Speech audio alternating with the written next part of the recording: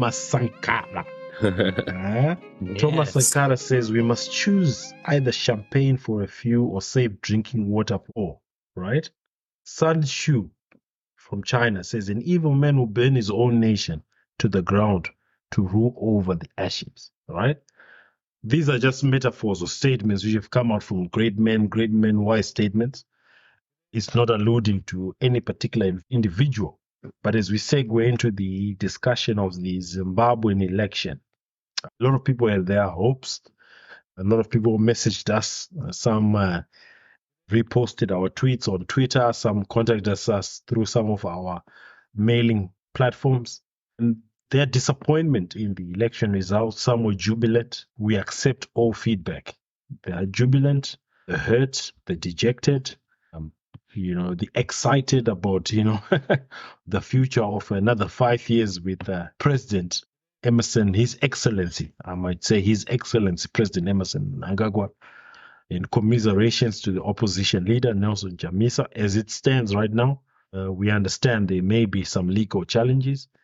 But yeah, I'll open the floor to the gentleman before I give my own points. I'll get my co-hosts, Tinas and Joe. They're chopping at the bit to talk about this election, what their thoughts are, what was missed, what are the opportunities, what's the future of the country until 2028. It's another 5 years. Whether we have a new government or whether we have the existing government, what does the future hold for Zimbabwe? Joe, Tinas, the floor is open to you. Look, I think from what I said last week, just before we broke the last episode, I alluded to having organic votes, because as is passed in Zimbabwe, there's always an issue of rigging and things like that. So votes, in all fairness, I thought CCC would win. I still hold that because I think we all heard of the stories of what was happening. FAZ, people intimidating people, well, allegedly, because we were not on the ground, so we don't really know how things really work. But from what we could see from the videos that were posted and some of the information that was passed through, I believe, organizations like FAZ were doing things that could be called as, coercing people or intimidating people. Because what's the point of recording somebody who has just passed their vote? What is the point in doing that? You could call them exit polls, but can't we do a better job in ensuring that we get those exit polls? Why in this manner, where you have to write somebody's name? Yeah, can I just come on that point? I think we voted here where we are staying overseas out of Zimbabwe, where you just get an exit poll. I think some of this ridiculous, what ZEC had to say, you shouldn't be within 300 meters of a polling station. I mean, we've gone to vote, and the Labour or the coalition people are right by the door of the polling station. They're giving you a how to vote card. We understand this transparency in this democracy and exit poll. They ask you who you voted. Oh, I voted Liberal. I hate Albanese, that whatever prime minister. I hate Scott Morrison, the former prime minister. And you just walk away. You've said your bit and you've walked away, like what you're alluding about, getting people's ID numbers. That just sounded weird. But where were they doing that most? In the rural areas. In the rural, exactly. Not in the suburb, in the rural areas. So, well, when the suburbs, they had people come through, and in some of the places, they had people come through and, just topple their desks, take away their books or take away their banners. The sad thing is some of those banners were actually written ZANU PF on them, actually. Some of the videos that we saw. So what are we saying? It's quite sad, but that's the reality of the situation that was on the ground. In some places, we actually heard that people would walk up to the polling stations. They had names of the people who were supposed to vote from their polling stations. Why? Again, I don't know.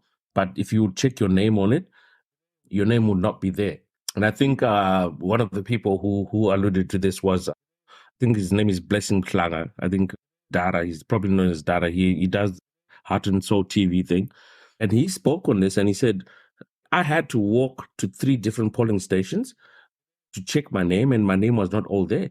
And then when I went back to the initial one where I thought I was supposed to vote to, I then decided to just walk in, and behold, my name was there, and I ended up having to vote.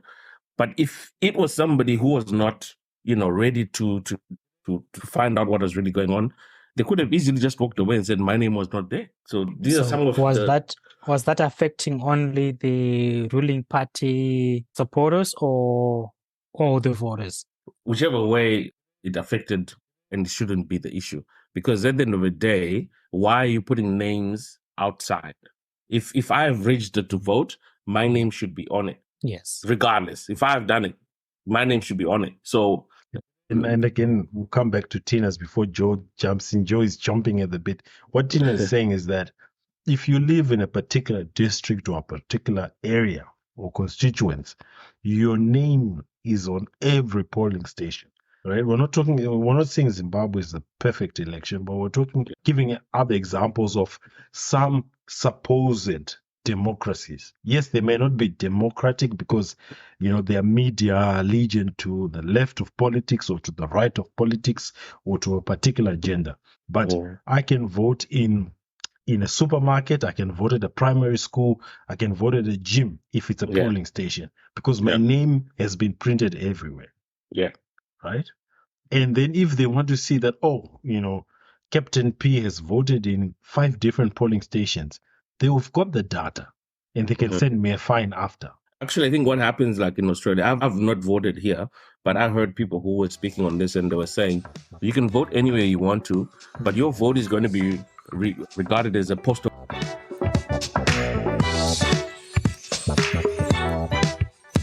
If you've enjoyed this short clip, click the link in the description to listen to the full episode, or listen to us on your favorite podcast platform, or check out the pinned comment where again we've got the link for the full episode.